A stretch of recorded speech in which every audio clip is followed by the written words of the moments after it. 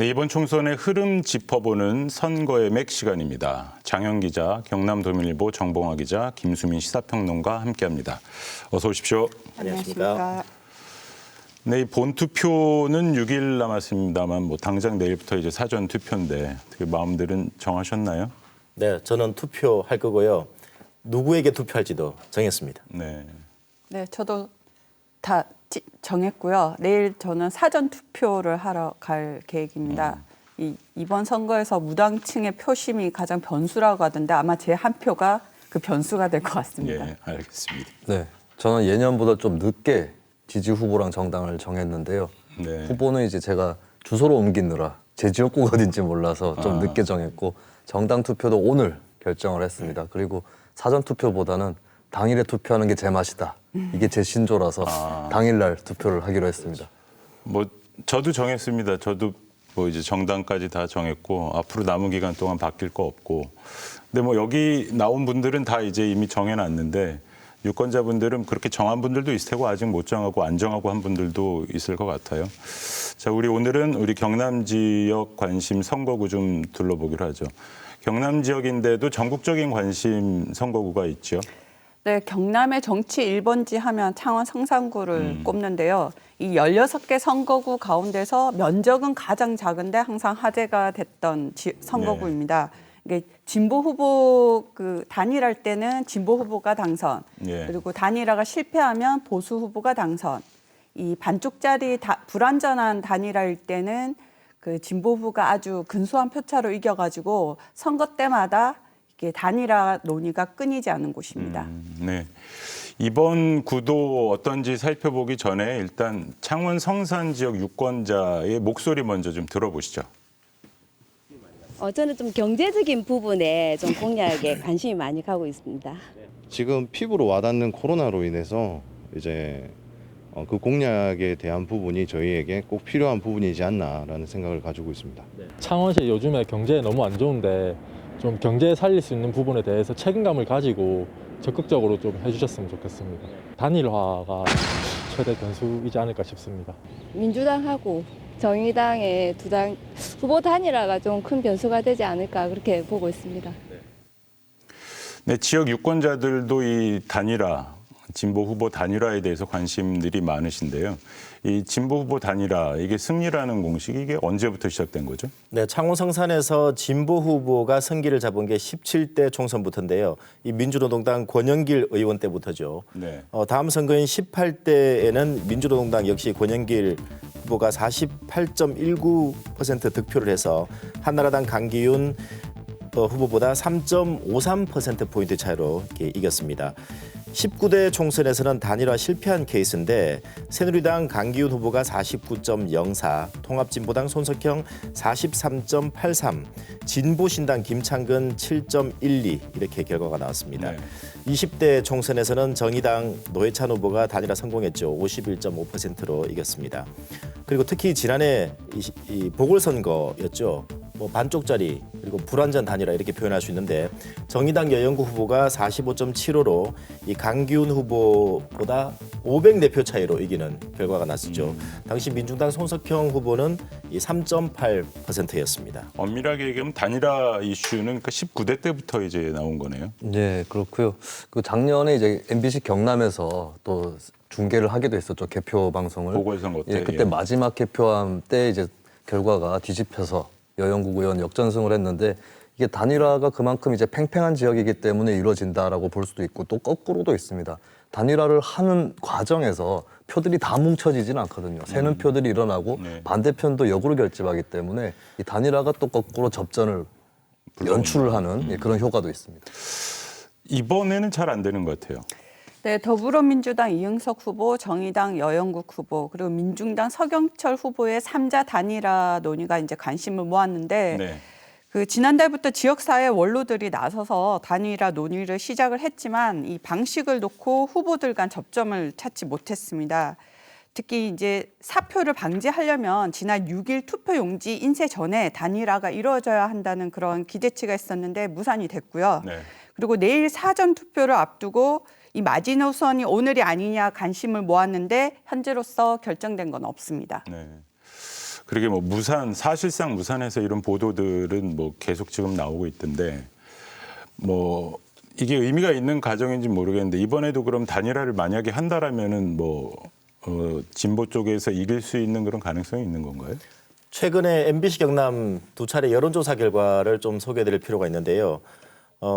우선 앞서 한 1차 여론조사에서 미래통합당 강기훈 후보가 43.9, 정의당 여영국 22.9, 민주당 이형석 18.1, 민중당 서경철 4.5 이런 결과가 나왔습니다. 네. 1위 강기훈 후보, 2위 여영국 후보 격차가 21%포인트가 났죠. 네. 그리고 2차 여론조사 결과를 좀 보면요. 미래통합당 강기훈 42.8, 민주당 이형석 24.9, 정의당 여영국 24.5, 민중당 서경철 2.4, 정의당과 이 민주당 1, 2차를 종합해 보면은 단일화했을 경우에 오차 범위 안에서 통합당 후보가 앞서고요. 1차에서 그렇고요. 그렇습니다. 민중당까지 만약에 3자가 단일화한다면은 오차 범위 안에서 이 단일 후보가 통합당 후보를 이길 가능성이 이 여론조사 결과에 나타나고 있습니다. 1차가 그런 거고 2차에서는 민주당, 정의당 후보 합한 게 이제 저 강기훈 미래통합당 후보보다는 높아지네요. 네, 민중당까지 합했을 때. 예. 2차에서는 둘만 합해도 그러네요. 네네. 근데 이게 어쨌든 단순히 이렇게 더해서는 단순히 더해보는 거고 아까 뭐 말씀하신 대로 누수 현상이 또 생길 수도 있는 거니까 실제로는 또 좀 결과를 봐야겠죠. 뭐 어쨌든 내일부터 사전 투표 시작이라고 말씀을 해주셨는데 이제 사실 이 시간이면 이제 각자 간다라고 봐야 되는 게 맞지 않나요? 일단 뭐 3명 후보가 지금 현재로서는 입장 변화가 없습니다. 이게 여영국 후보 같은 경우는 그 이응석 후보한테 계속 정치적 결단을 요구하고 있고 네. 이제 서경철 후보 같은 경우는 이제 단일화 이야기는 그만하고 소신 투표를 해야 된다고 이렇게 계속 강조하면서 완주 의사를 밝히고 있거든요. 예, 그럼에도 이제 이 여전히 투표 직전까지는 지켜봐야 한다는 관측들도 많습니다. 예. 자, 창원 성산 이쪽 이 선거구에서에 대해서는 그 KBS에서도 여론조사를 했는데 우리 한 거랑 굉장히 이제 차이가 좀 있어요. 네, KBS 한국 리서치 어제 발표했죠. 네. 이 결과를 좀 보면요. 여영국 31.3, 강기윤 31.0 이렇게 나왔습니다. 이형석 21.4, 서경철 1.8. 기존 결과는 굉장히 큰 차이가 있는데요. 이 창원 성산 같은 경우는 좀 특이한 점이 이 진보 후보 단일화 과정에서의 여론조사 결과와 단일화 이후의 여론조사 결과의 편차가 좀 컸다는 점이 있습니다. 그리고 또 하나 주목할 점이 여론조사 방식인데요. MBC 경남 같은 경우는 자동 응답 비율이었고 그리고 유무선 비율 가운데 무선 비율이 80.4%였습니다. 그런데 KBS 같은 경우는 전화 면접 방식이죠. 그리고 무선 비율이 90%에 가까운 89.4%였는데 이 여론조사 전문가들은 전화 면접이냐 자동 응답이냐 그리고 무선 비율이 80%냐 90%에 따라서 굉장히 좀 차이가 난다는 게 여론조사 기관들의 분석입니다. 알겠습니다. 이 주목받는 선거구 또 어디 있을까요? 네, 가장 많은 후보자가 나온 곳이기도 하고 가장 넓은 곳이죠. 산청, 함양, 거창, 합천 이 선거구 좀 주목되는데요. 네. 현재 보수 후보의 격돌이 있죠. 미래통합당 강석진 후보와 무소속 김태호 후보가 이 경쟁하는 곳입니다. 두 후보 역시 고향도 거창군 가족 같은 곳인데 네. 우선 이 지역 분위기 어떤지 유권자들을 통해서 들어봤습니다. 혹시 지지하시는 후보 좀 아직 안 했어요. 너무 많았어요. 누가 누군지를 모르겠어요. 갈팡질팡하요 지금 가족은 좀 그런 상황이라 또 둘이 다 이제 지역 사람이라 갖고 좀 그런 면이 있어. 예. 젊은 인구들이 잘 아직 합천에 남아 있을 수 있게 뭐 일자리라든지 문화생활을 좀 많이 발전해 나갔으면 좋겠어요. 합천이나 산청, 거창 이런 데서 이제 서로 동네마다 다 틀리니까 그 동네에 이제 발전 같은 거 많이 보는 거죠. 이 선거구에서는 그동안 누가 좀 당선됐었나요? 지난 20대부터는 합천이 선거구에 이제 편입이 됐고요. 그리고 이 선거구가 만들어진 게 15대 때부터 볼 수 있는데 그 이후부터 계속해서 보수 후보의 뭐 압승이라고 표현하는 상황이죠. 그리고 네. 또 하나 특이한 점은 이 선거구에는 이 반보수 고정표가 20% 정도가 늘 상존해왔다는 겁니다. 결과를 좀 보면요. 18대는 한나라당 신성범 55.05였고요. 친박연대 양동인 31.62%였습니다. 그리고 19대 때는 새누리당 신성범 46.22, 그리고 통합진보당의 권무상 후보가 16.46이 나왔고요. 그리고 지난 20대는 새누리당 강석진 62.67, 그리고 더불어민주당 권무상 25.5 이렇게 표 차이가 났습니다. 반보수표가 20% 정도 있다. 이게 어떤 의미예요? 네, 19대 총선에서는 아까 언급한 대로 통합진보당 후보가 16.46% 득표가 있었고요. 그리고 20대에는 민주당 후보가 25.55%였습니다. 이 둘이 합해서 나누면은 평균 한 20% 정도 된다는데, 이 반보수 지지층이 보수로 간다거나 또 무투표로 갈 가능성은 극히 낮아 보입니다. 그런데 만약에 이번 선거에서 이 무당층과 포함해서 30% 중반대에 만약에 이제 표가 결집이 된다면은 또 뭐 이변이 생기지 않을까, 이런 전망들을 해볼 수 있습니다. 과잉 해석 아니에요? 과잉 해석? 이 지역에서 이제 소수지만 반보수 표심이 있다는 건 그만큼 굉장히 결속력이 크다는 거거든요. 이쪽 층들이 뭐 보수 후보한테 셀 것 같지는 않고요. 결국에는 범보수 안에서의 표의 이동이랄까요? 이런 것들이 승부를 좌우하기 쉬울 것 같고, 보통 이제 통합당 강세 지역이니까 정당 우위 때문에 통합당이 또 유리할 수 있지만, 이제 무소속 후보로 나온 김태우 후보가 지사 출신이고 또 지역에서 뭐 인맥이라든지 조직이 있을 거기 때문에 결국에는 이 범보수 내에서의 승부가 굉장히 크지 않을까, 그렇게 보여집니다. 여론조사 결과는 어땠죠? 네, MBC 경남 1차 여론조사에서는요, 미래통합당 강석진 35.7, 그리고 무소속 김태호 34.9, 더불어민주당 서필상 12.5 이렇게 나왔습니다. 1위 강석진, 2위 김태호 후보 지지율 격차가 0.8%포인트인데 오차 범위 안에서 접전입니다. 2차 여론조사에서는 미래통합당 강석진 39.2, 무소속 김태호 35.9, 더불어민주당 서필상 12.9로 나타났습니다. 저는 이 두 차례 여론조사에서 좀 흥미롭게 본 것이 거창 지역 내부 조사입니다. 그러니까 네 군이 합쳐져 가지고 지역구를 만들고 있는데 한 30% 선거인이 거창군에 거주를 하고 있거든요. 근데 흥미롭게도 이제 김태우 무소속 후보나 통합당의 강석진 후보 둘 다 거창 출신입니다. 거창 내에서의 대결이 어떻게 치러졌느냐. 1차 조사에서는 강석진 35.8, 김태호 37.9 이렇게 나왔고요. 2차에서는 강석진 38.6, 김태호 38 이렇게 뭐 오차 범위 거의 내에서 접전을 벌이고 있는 것으로 거창 선거 결과도 그렇게 나왔다라고 하는 게 좀 인상적이었습니다. 예. 자, 마침 오늘 저녁에 이제 이 지역구 후보자 토론회에 있었잖아요. 네, 그렇습니다. 좀 봤죠? 네, 바로 이 옆에 스튜디오에서 후보자 토론회가 있었는데요. 역시 예상대로 뭐 강석진 후보, 김태호 후보 두 후보의 공방이 좀 눈여겨 보였습니다. 특히 이제 공천 과정이라든지 그 당선 후 김태호 후보의 복당 이 부분이 좀 갈등이 있었고요. 나머지 서필상 김은양 후보는 이 김태호 후보 그리고 강석진 후보를 싸잡아서 좀 공세를 펴는 그런 모습을 볼 수가 있었습니다. 지난 2일부터 해서 오늘까지 이 16개 선거구 후보자 토론회가 이제 MBC, KBS 이렇게 나뉘어서 치러졌는데, 우리 어떤 장면이 있었는지 모아봤습니다. 먼저 통영고성 선거구 토론회 영상 보시죠. 그 자료를 제대로 보지도 않고 어떻게 특정인의 공약 완료율을 그런 식으로 평가할 수 있느냐라고 비판을 하는 거죠. 아니 BTO, BTL도 이해를 못 하시는 분한테 BTL, BTO 이야기를 한 게 뭐 잘못이고, 그다음에 빵점 먹으면요 꼴찌 아니에요? 10명이 시험 쳐서 한 명이 빵점 먹으면 꼴찌잖아요.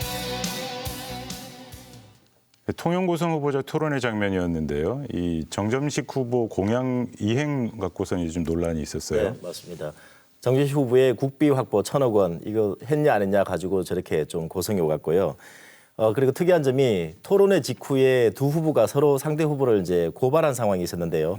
우선 그 정준식 후보가 양 후보를 선관위에 고발했는데, 양문석 후보의 발언 가운데 이런 게 있습니다. 통영시 예산 아무리 뒤져도 중림 내죽도 공원 리모델링 사업은 없었다라는 발언이 이 선거법상 허위사실 공표에 해당된다라고 해서 선관위에 고발을 했고요. 양문석 후보는 이 통영시장 그리고 고성군수 공무원들이 노력해서 확보한 어촌이들 300 사업, 이걸 그 정점식 후보 본인이 한 것으로 왜곡했다면서 역시 허위사실 공표 혐의로 이 검찰에 고발한 상황이었습니다. 예, 조금 더 이건 사실 확인이 필요할 것 같고 이게 이제 또 사람 말이 아다르고 어다르다고 해가지고 어쩔지 모르겠습니다. 자, 정봉화 기자는 어느 지역 토론회 좀 지켜봤나요? 네, 저는 지난주에 이어서 진해구를 또 한번 부모님이 토론회까지 계시는. 토론회를 살펴봤는데요. 원래 진해가 그동안 보수 진영이 우세했던 곳인데 그랬죠. 이번에 이제 거물급 여야 후보들이 나와서 그런지 여론조사에서도 엎치락 뒤치락 하는 게 되게 이례적으로 다가왔거든요. 네. 이렇게 약간 새로운 양상을 띠다 보니까 선거 결과도 주목되는 곳인데요. 토론회 영상 한번 보시겠습니다. 실행하는데 굉장히 어렵고 또 한편으로는 그것이 어떤 지역 주민들의 표를 얻기 위한 그러한 공약들이 상당히 많았습니다. 신앙만 건설과 관련해서는 그 내용이 말이죠. 지금 의원이신 김성찬 의원이 작년 말부터 했던 거하고 똑같아요. 네, 방금 보셨다시피 신앙 개발 공약을 두고 현실성이 있냐 없냐, 이익이 되냐 안 되냐 뭐 이런 공방이 좀 있었고요. 네. 특히 이제 MBC와 경남 동민일보에서 지난주에 보내서 후보자에게 묻는다 답변사 중에서 네. 한기철 후보의 신앙만 건설 촉진법과 그 군사기지 관련법이 그 미래통합당 의원들의 공약을 법안을 재탕한 것이다 이렇게 이다곤 후보가 지적을 하니까 황 후보가 누가 어떻게 하느냐가 중요하다, 딴지 걸지 마라 이렇게 맞받으면서 공방이 이어지기도 했습니다. 그래 뭐 그런 공방도 관심거리는 했는데 오늘 이쪽 그 선거구에 라인업에 좀 변화가 생겼잖아요. 네, 오늘 오후 6시에 정의당 조광호 후보가 갑자기 사퇴 기자회견을 했습니다. 예. 이 토론회까지 참석을 해가지고 좀 열심히 토론을 하셨던데 네. 그러면서 그 진보 정치 1번지 창원 성산을 지키고 여영국 승리의 미랄이 되겠다고 사퇴 이유를 밝혀서 눈길을 끌었습니다. 무슨 메시지를 던지는 것 같긴 한데 이게 어떤 영향을 줄 수 있을까요? 그런 다른 선거구에? 제가 조금 전에 그 조광우 그 후보의 사퇴 변 이렇게 이제 하나 가져와 봤는데요. 예. 여기서 특이한 점이 진해고 조광우 후보입니다. 정의당인데. 그런데 여기 가운데 창원 성산이라는 단어가 4번 등장하고요. 여영국이라는 단어가 4번이 등장합니다. 네. 창원 성산을 역시 이제 후보 단일화를 약간 압박하게 하려는 게 아니냐 이런 것으로 보이는데 경남의 다른 선거구 가운데 정의당 후보가 출마한 곳 중에 이 민주당과 통합당 후보가 초접전을 벌이는 곳이 예컨대 뭐 양산을이라든지 김해을 이런 곳도 있습니다. 그런데 이제 중요한 것은 민주당과의 후보 연대 단일화 여부인데 민주당은 중앙당 차원에서도 여전히 이 정의당과 단일화하지 않겠다 이렇게 선을 긋고 있는 상황입니다. 뭐 나비 효과가 있을지 뭐 조금 더 지켜보도록 하고요.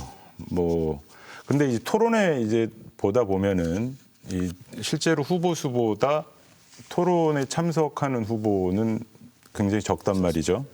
이게 왜 그런지 궁금해하실 수도 있을 것 같은데 장 기자가 설명 좀 해주시죠. 법 전문 얘기를 좀 복잡한 얘기를 해야 될 텐데요. 공직선거법 82조 2 이 선거방송 토론회라는 이 규정이 있습니다.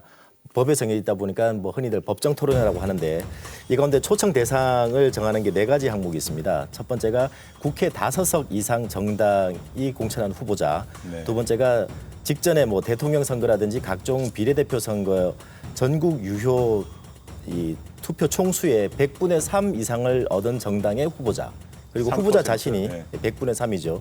그리고 후보자 자신이 이 최근 4년 이내 선거에서 100분의 10 이상을 득표한 경우고요. 그리고 언론기관이 선거일 30일 전에 실시한 여론조사에서 5% 이상을 득표한 경우인데 경남에서는 여기서 뭐 이창희 후보도 지금 빠진 상황이고요. 예. 그리고 이제 김해을의 그 이영철 후보는 여론조사에서 4.96% 정도가 나왔죠. 그래서 이제 초청 대상에서 빠졌습니다. 더 중요한 거는 이 나올에도 나오지 않은 경우가 있었는데 2014년이죠. 경남도지사 후보 TV 토론회 하는데 홍준표 후보가 불참했습니다. 강병기 후보와 토론하기 싫다는 이유였는데 그래서 당시 김경수 후보, 강병기 후보 2명만 토론에 참석한 적이 있었습니다. 선관위에서 법정 토론에 안 나왔기 때문에 과태료 부과를 400만 원을 했는데요. 이 이후에 이제 선관위가 이런 문제를 개선하기 위해서 과태료를 1,000만 원으로 인상을 했습니다. 그래서 흔히들 이 일을 두고 홍준표 방지법이다 이런 말까지 나오기도 했죠. 네. 어쨌든 소수 정당이나 원외 정당 같은 처지에서는 이렇게 좀 기회를 달라 항변을 할 수밖에 없겠어요. 그렇습니다. 최근에도 그런 일이 있었죠. 창원 성산에 이 노동계 출신 후보들 단일화 과정 있었고, 그리고 그 후보들이 TV 토론회를 요청했는데 이제 이런 규정들 때문에 참가를 못하게 됐죠. 단일화 토론회만이라도 중계를 해줄 수 있느냐 요청이 왔었는데 이 각 방송 언론사에서 이 공정성, 공평성의 문제 때문에 이렇게 성사되지 못했습니다. 여러 무소속 후보들도 마찬가지 상황이었습니다. 우리나라는 다른 나라 특히 선진국보다 후보자 기탁금도 좀 높은 편이고요. 네. 여러 가지 진입 장벽들이 많습니다. 게다가 기호 순번 제도도 다수 정당한테 유리하게 그렇게 짜여져 네. 있는데 토론회까지 들어오지 못하게 한다. 그것은 이제 오히려 터야 될 그런 곳을 특실로 만들어서 일부 후보만 입실시키고 나머지는 마당에서 알아서 놀아라라고 하는 그런 꼴이 되겠죠. 예, 어쨌든 계속 고민을 좀 해봐야 될 지점 아닌가 싶고요. 뭐 후보자 토론에 저희도 이제 선관위로부터 의뢰를 받아가지고 그렇게 방송을 하고 하는데 사실 이게 그렇게 뭐 시청률이 높거나 그렇지는 않거든요. 왜 그럴까요? 이게 일단 그 1시간 안에 후보들끼리 공약이나 뭐 자질을 검증하다 보니까 기계적인 토론이 될 수밖에 없고 그게 네. 좀 지루하게 느껴질 수 있거든요. 근데 뭐 최근에는 유튜브나 SNS 이렇게 해서 그 채널이 좀 다양해져서 유권자들이 찾아보려는 기회는 더 늘어났다고 볼 수 있을 것 같습니다. 그런데 저는 직업상 좀 볼 수밖에 없는 구조인데요. 근데 시간이 없으면 또 안 보는 경우도 있죠. 그런데 더 중요한 건 이게 영원히 기록이 남습니다. 기록물이죠. 그리고 나중에 이제 이 후보의 발언 내용 이런 거 좀 정리할 때는 또 뒤에 찾아보는 경우들도 있는 것 같습니다. 네, 저는 선거 때도 관심이 잘 안 모아지는 것은 늘 제가 얘기하지만 평소에 잘 못했기 때문이다라고 생각하고요. 이 선거 중계도 한국 시리즈가 아니라 페넌트 레이스처럼 꾸준하게 계속했으면 좋겠고 이런 토론도 자주 여는 것이 그나마 대안이 되지 않을까 그런 생각을 합니다. 네. 마지막으로 코로나19 이 투표율에 어떤 영향 미칠 것 같아요? 이 선관위가 이제 방역에 엄청 신경을 쓰고 있을 것 같은데요. 그래도 네. 아무래도 사람들이 좀 많은 곳은 피하려고 하다 보니까 투표율이 낮아지지 않을까 우려하기도 하는데요. 네. 어쨌든 젊은 층들이 이제 사전 투표를 적극 나서느냐에 따라서 전체 투표율이 올라갈 수도 있다고 보거든요. 네. 그래서 아까도 말씀드렸지만 저도 내일 사전 투표를 꼭 할 건데 마스크 꼭 끼시고 이렇게 여유 있게 투표 꼭 했으면 좋겠습니다. 네. 그 중앙선관위 최근에 여론조사한 거 제가 하나 소개드리면요.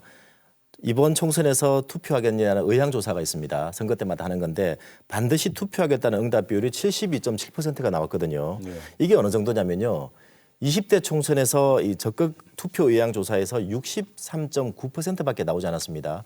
그리고 20대 총선의 실제 투표율이 58%인데 비슷하다는 얘기죠. 그런데 이 적극 의향조사 결과를 본다면은 역대 총선 가운데 가장 투표율 높았던 17대 60.6 이걸 뭐 뛰어넘는 정도가 아닌가 이런 기대감도 있습니다.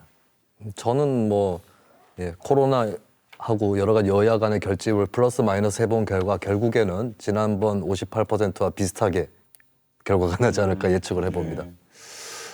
뭐 우리 유권자 여러분들 미운하거나 한 표 행사하셔야 된다는 거 잊지 마시고 꼭 투표하시기 바랍니다. 선거의 맥 오늘 여기까지 하겠습니다. 수고하셨습니다. 감사합니다.